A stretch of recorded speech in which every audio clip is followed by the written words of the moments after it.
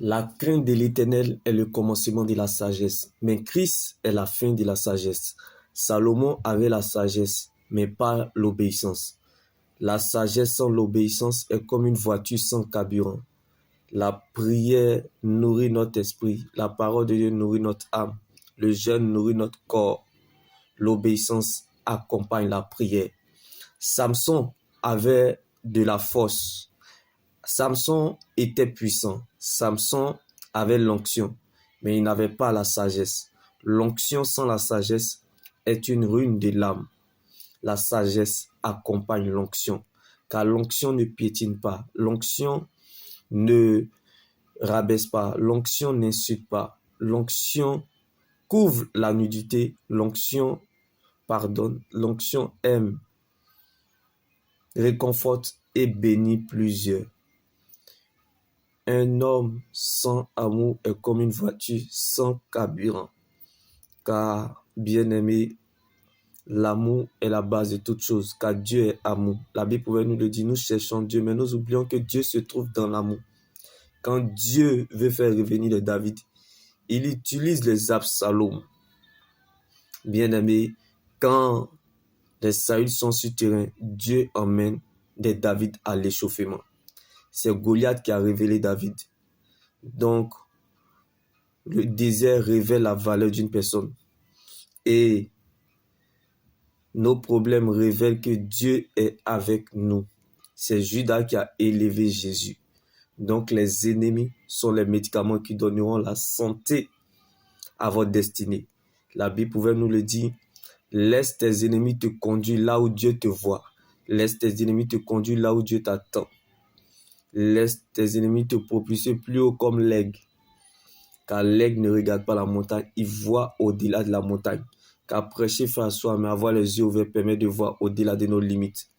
C'est par la repentance que la direction de Jonas a changé dans la digestion du poisson.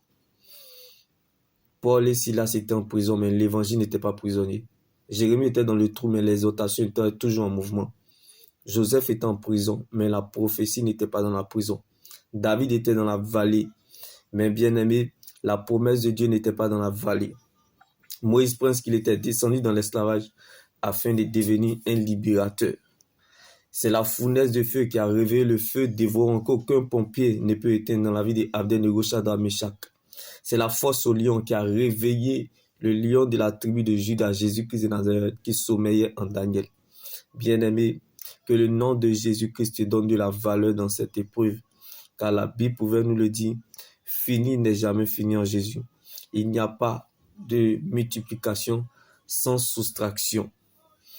Si tu es descendu comme Moïse, c'est parce que tu dois monter à la table des rois. Si tu as perdu comme Jacob, c'est parce que tu dois gagner comme Pierre. Si tu es tombé dans l'échec comme Simon, c'est parce que tu dois monter dans la réussite comme Pierre. Quand Dieu veut ranger la vie d'une personne, il met de l'ordre dans la vie de cette personne-là d'abord.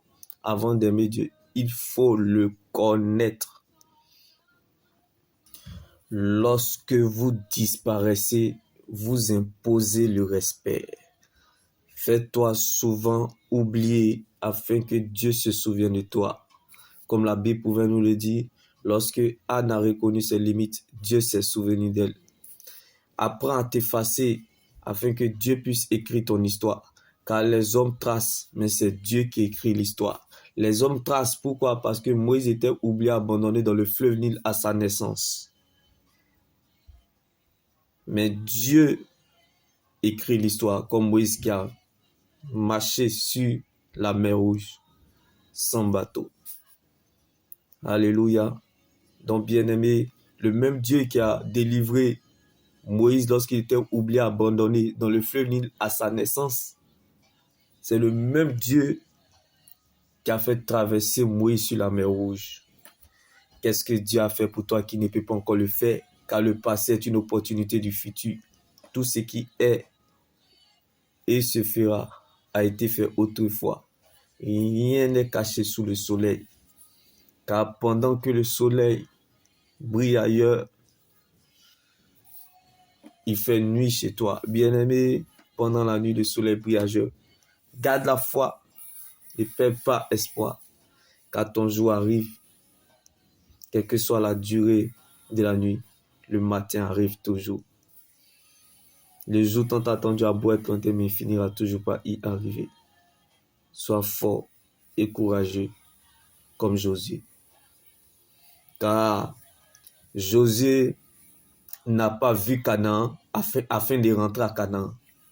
Mais c'est parce qu'il avait la connaissance et la révélation du Dieu de Moïse que Josué a pu rentrer à Canaan. Donc ne cherche pas à connaître les prophéties futures, mais cherche plutôt à connaître le Dieu de la prophétie. Ne cherche pas à savoir comment Dieu va faire, mais cherche plutôt à savoir que Dieu va le faire. Car lorsque Dieu t'attend la tête, il compte sur lui-même pour t'accompagner. Si c'est à cause de toi, tu perds dans la bataille, mais à cause de Dieu, tu gagneras le combat.